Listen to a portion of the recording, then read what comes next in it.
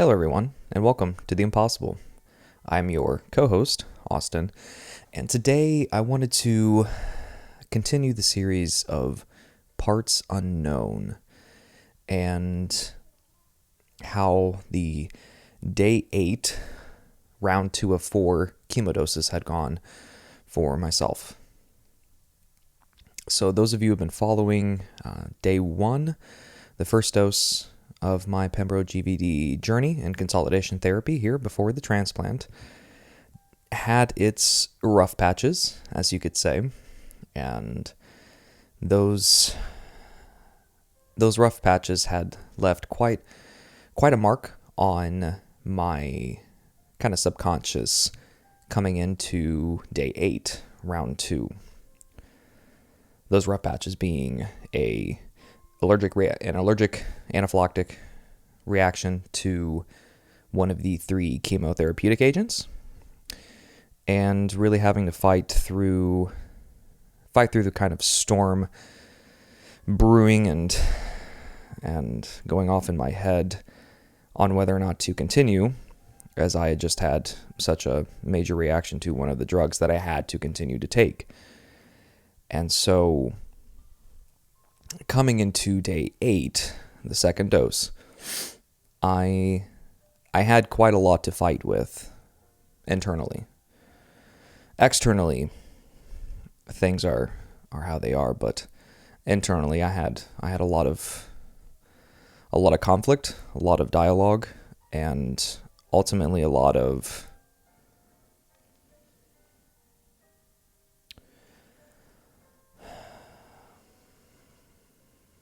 discomfort in having to come to the decision that I ultimately had to make. And that was to continue with the regiment, knowing that there had to be a job done. The work had to continue.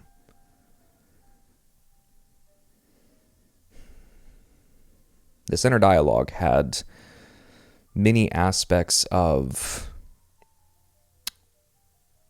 why we had to continue, where all of this was going ultimately, and whether or not I was strong enough to be able to continue. I felt a lot of anxiety, felt a lot of nervousness, and on top of all of the side effects, the physical side effects that were affecting me in those moments, and that are still affecting me to this day, that I sit here and discuss this with you. And so coming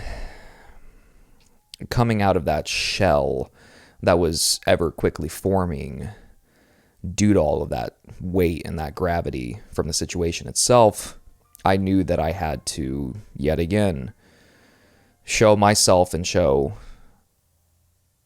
the world that I was going to get through this. That the strength required for such a task was still within me. I just had to find it. I had to dig deeper. And that strength had to come with a bit of with a lot of willpower, but also a little bit of care and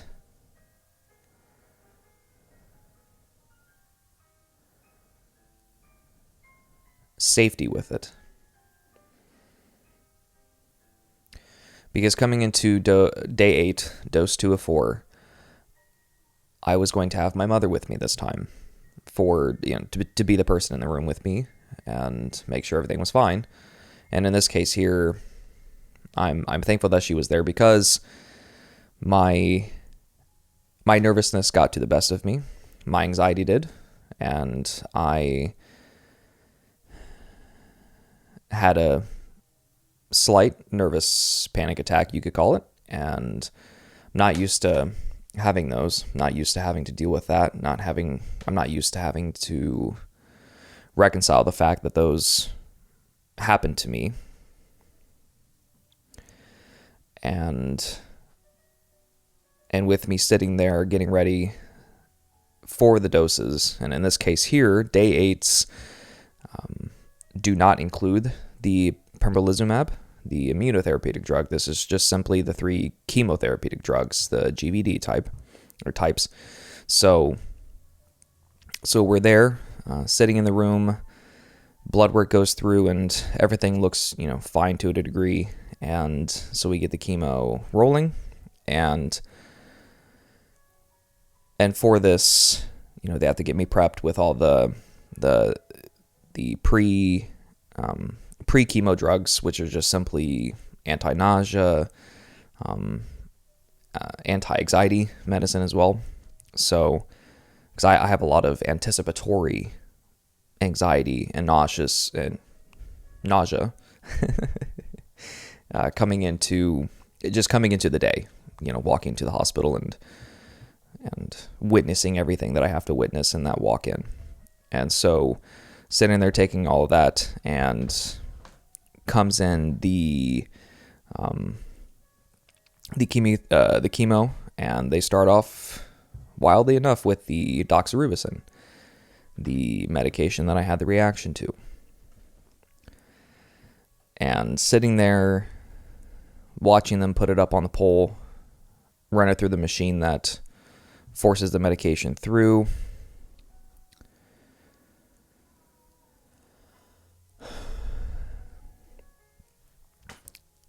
I started to get very nervous.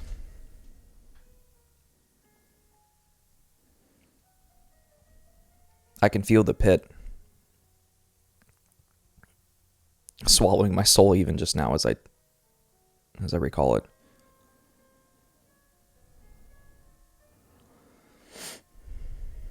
And I had explained to my mother the process of to which what buttons needed to be pressed and what needed to be said in case I do have another reaction. And I started to carry a lot of weight, and mentally. And then cold sweat started coming in, and I hit a breaking point and asked her to hit the emergency button, because I really did not feel good. And everybody came in, everybody made sure I was fine. And then after about 15 minutes, I had one of the nurses that had came in there, and they asked me if I frequently have these types of panic attacks. And I said no, without really contemplating how she asked that question and why she asked that question. Having yet another realization that I am not impenetrable.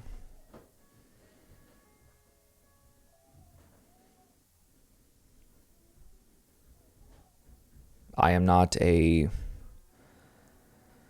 steel wall. I am vulnerable in certain moments.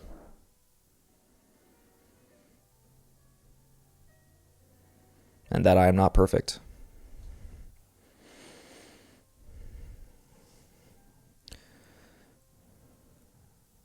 And this may seem fairly obvious to all of you watching and listening that these are, these are items that you have to come to terms with to really progress and evolve. But even to this day, I still struggle sometimes with those ideals, partly because of my mindset coming into this had to require such a formidable and sturdy foundation to not only try to maintain my sanity through all of this, but also to make sure that I could lead by example for everyone and for myself. That I I am bigger than this disease, this seemingly unrelenting parasite.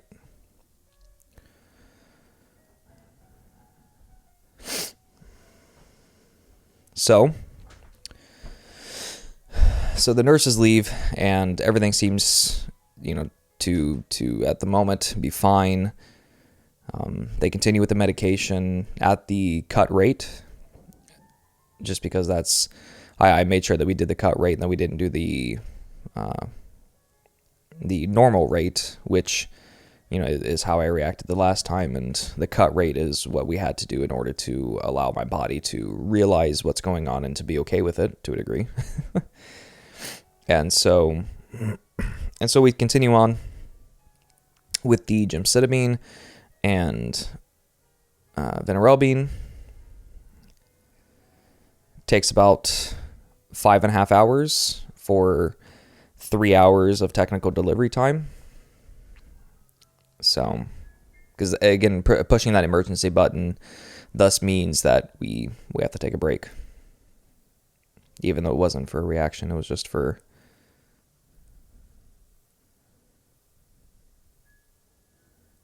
me experiencing a moment.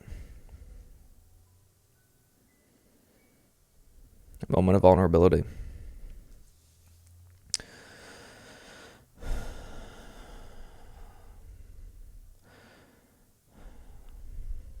And so we continue on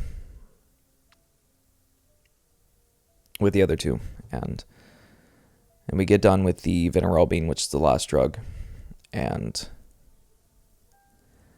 I sat there for quite some time after it all, with my mother there, and just sat in silence.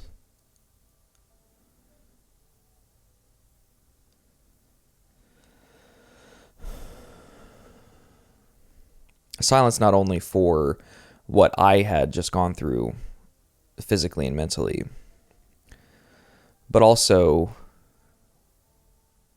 what I had to just experience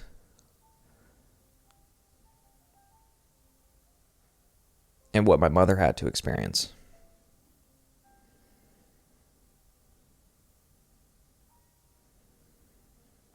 She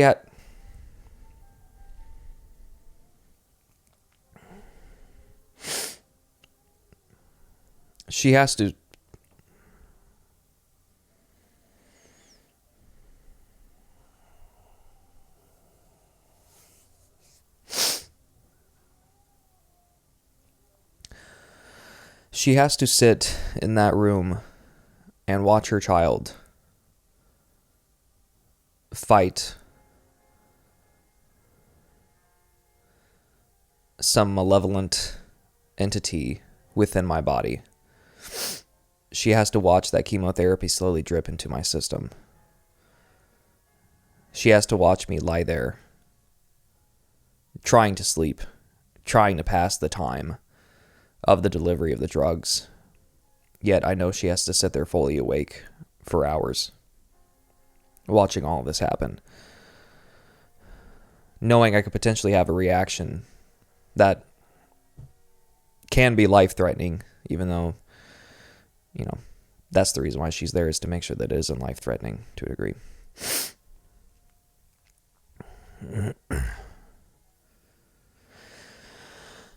And she's had to do this since February of 2022.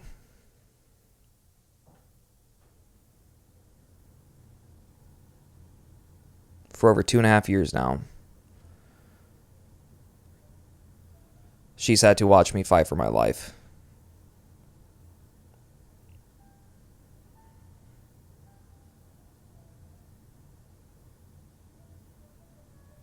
And she is forced to sit there and hope that it works, as there's nothing that she can physically do.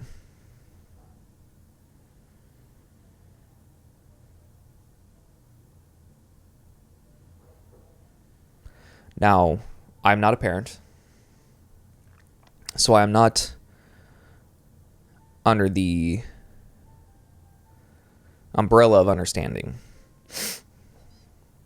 for what it is like to watch your child fight for their life in this type of scenario.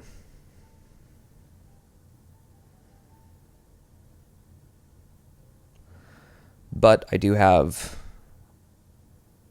a fairly wild and sophisticated imagination, especially now through all of this, of a glimpse of what she's having to experience.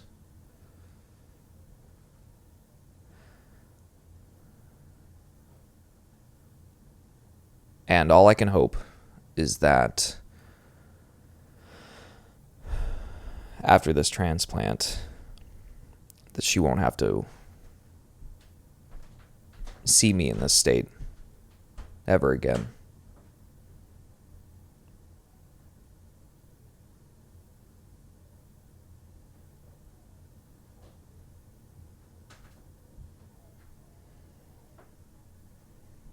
That's what I hope for.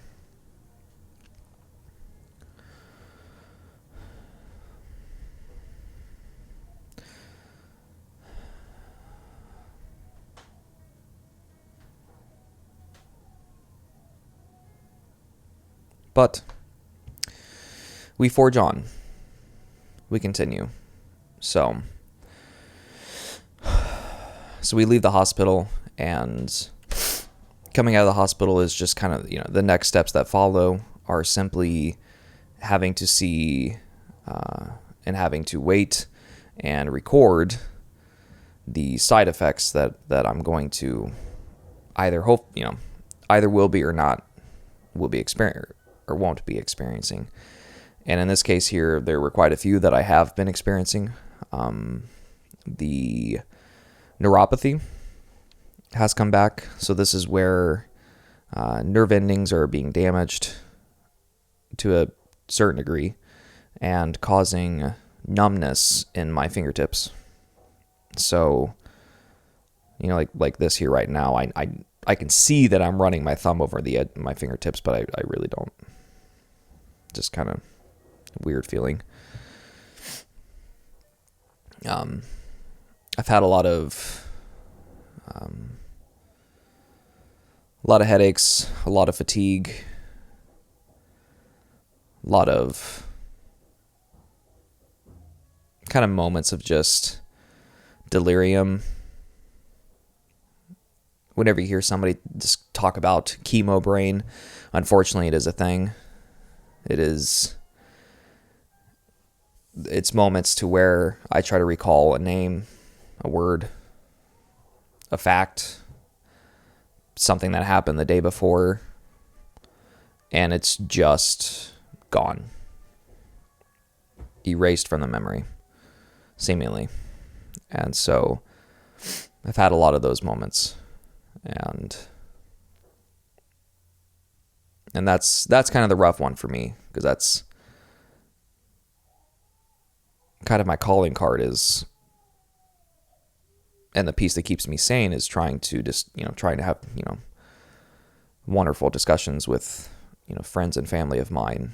And I sit there and struggle to really, really put through full and eloquent sentences, and I can't. It's frustrating. I've also had a lot of issues with mouth sores. So this is where excess blood flow is going to my mouth, and thus causing the possibilities of excess irritation to especially my tongue. But if I catch the inside of my mouth, inside of my cheeks, stuff like that. If I rub my tongue the wrong way on my teeth, or really sharp food, like hard food, chips, that kind of stuff. I don't eat chips, but those kind of items can cause a lot of excess irritation, and thus causing a lot of inflammation and scraping, and possibly scarring on my mouth. I'm trying to keep that to a minimum, obviously, but because of the doxorubicin is what causes that. And another side effect has been, so in the chemotherapeutic agents, there are certain classes within those agents that are called vesicants. And what that means is that they are extremely volatile for coming into contact with any type of skin, tissue, flesh, that kind of stuff. And so it's highly recommended that you don't just put through an IV those types of drugs in particular. I mean, any chemo is not good necessarily for just general, cells and tissue, but especially these are highly volatile. And unfortunately, in the day 1 and day 8 of the first cycle, we went to left arm on day 1 and then right arm on day 8. And unfortunately, the veins that were chosen were not large enough and were highly, highly irritated, and eventually inflamed because of the vinorelbine, especially. The vinorelbine is in that family of vesicants like vinorelbine, vincristine, vinblastine, and it was the entire lower half of my forearms were red from the veins being irritated. The hope is that permanent tissue, cell, nerve damage has not occurred in either of my forearms. It's kind of the hope. Tried to ice them as much as I can, drinking plenty of water to try to try to get out any damaged goods, get all that flushed out. But unfortunately, it did occur in both of those days. So that's yet another kind of hard-hitting aspect of this regimen and of this journey are the tolls that it takes on your body for well beyond you finishing whatever treatment you may be going through. This is what chemo can do. My liver enzymes have been getting a bit worse again, which was expected with the chemo. Unfortunately, in my original diagnosis treatment of that 10 months, I did have a lot of issues with my liver enzymes, the number increasing, I believe, and you want to try to keep those down, just because of course your liver is what filters the toxins out of your body. And when you're going through chemo dose after chemo dose after chemo dose, your liver can take a hit, and mine did, of course. And so we're keeping a close eye on that. Recent blood work it's slightly elevated, but we should be fine. So we have that. And then after this, for the 2 day 8s, day 9, I have an injection of it's in the family of Neulasta. Neulasta is a medication that basically tells your bone marrow to produce up to 5 times the amount of stem cells, which then are turned into your fast replicating cells, red blood cells, white blood cells, immune cells, etc. It tells your bone marrow to produce more than what it normally does. And so, the day after the day 8 doses, I come here to my local cancer center and have that medication injected. Well, a side effect of having your bone marrow produce roughly 5 times the amount of stem cells is that they become inflamed and they expand. And your bones are stiff. So then you have what's called bone pain. And this is something that is not really treatable with medication. They recommend you take Claritin, which is only because the study that they had done, they used Claritin, but I use another brand of antihistamine to take care of that, and then they recommend just to hopefully not be used that much, but heavy painkillers, and so I was prescribed them, but obviously I try to not use them as much as I can and just really amp up the amount of antihistamines that I take, allergy medicines. And so that's always a problem because the bone pain it's there. It's when you sit down, stand up, lay down all the time. It's there for when you have the injection, in this case it was on a Friday, the following Tuesday, Wednesday, and Thursday, those 3 days, and kind of going into Friday as well, were a bit rough for this. And on those days, I happen to be working, so it, being on my feet for 8-9 hours, sitting down, standing up, sitting up, standing up, getting on my knees, it's a bit rough. And it's the bone pain typically comes from your larger bones, which are producing, just because of volume of bone marrow, of course, is that they're producing the most, which is your hip, your pelvic bones, your your hips and your pelvic are obviously the largest. So that's where most of the bone pain comes from. So that's why it's not only standing up, but sitting down and all that stuff. So a position like this would be extremely uncomfortable. It will be for me in about a week from now. So, but we're in the middle of, I'm in the middle of cycle 2 right now, and we're hoping that it's just two cycles and then I'm done. So where we go from here, is hoping that, the cancer has responded to the chemo, and the immunotherapeutic agents, and that after these 2 cycles I can be done. That again is the hope going into the transplant, which at the moment we have tentative dates for that. It would be December 2nd. I would start my 6 days of chemo. And then for the entire month of December, I will be secluded with one person that entire time, which will be my mother again. But as I may have explained before, but I can explain now, is that the transplant is our plan in being the last round of treatment that I ever have to take. So the intensity and the ferocity and the power of which the transplant yields against the well-being of my body is also that of which it takes towards the cancer.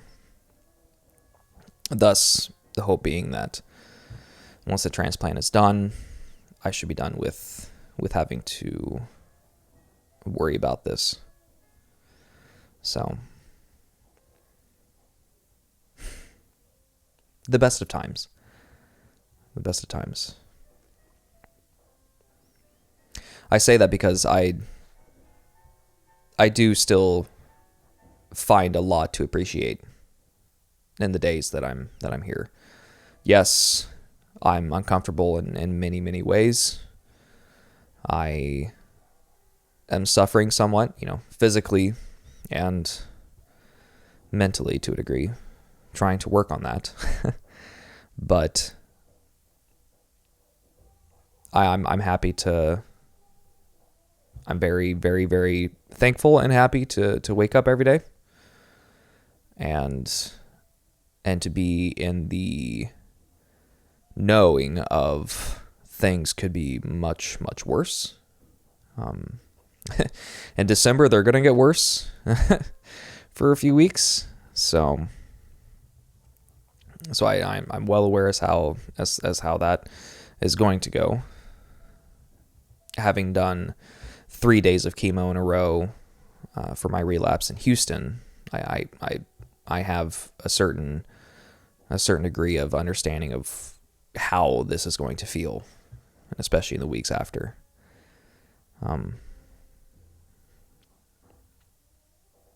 But I am thankful and grateful to wake up and to continue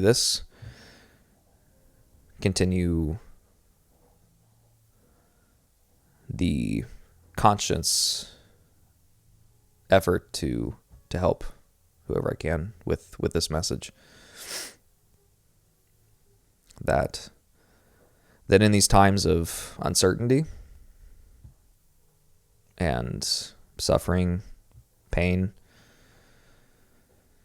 anxiety, nervousness,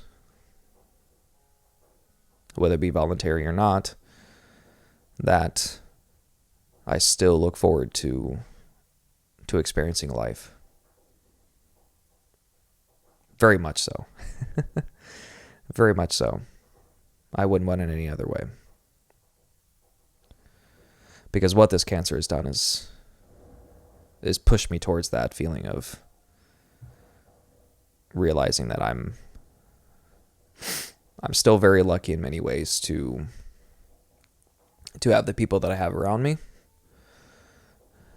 to have you all that are following this, and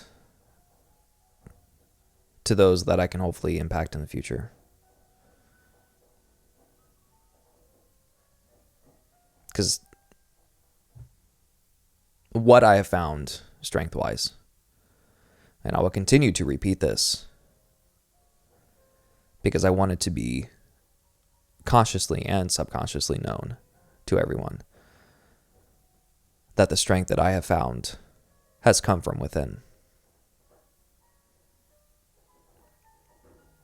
The person that I am here, sitting in front of you, in front of the camera, is an individual that has found strength by simply digging deeper and deeper into my will to fight a fight that I did not choose.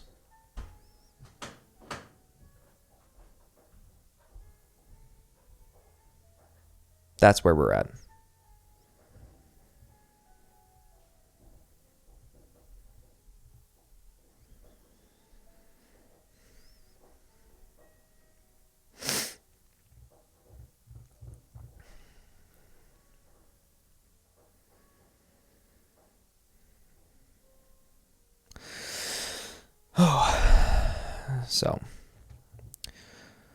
So I'm continuing with treatment. Like I said before, I'm in the middle of cycle 2. I actually have day 8, my last day of chemo for the consolidation period, tomorrow. So I'm going into this with the utmost spirits and the thankfulness that by this time tomorrow, I will be done with the consolidation portion. That is what I hope for, and that is what is planned. And we will continue. And we will forge on. So thank you very much for listening today. Thank you for watching. Thank you to our sponsor, Kenetik, for helping me keep some focus during these times. Because, working behind the scenes, on the scene, requires a lot of mental clarity and focus and sharpness. And, especially in these times, as I described before, with the regimens that I'm going through, I need some help and I need some assistance. And I cannot rely on a whole lot of caffeine, really any caffeine. So Kenetik has been super, super helpful with keeping me on track, to the best of which it can, against a very large tidal wave of energy taking me the other direction. So I'm very thankful for Kenetik for assisting me in that, in this battle. So thank you to them, and thank you to you all for listening, for watching. And us here at Impossible Performance, we're striving to build a culture of strength, fostering a spirit of growth, in constant pursuit of the impossible. Take care, and as always, be impossible.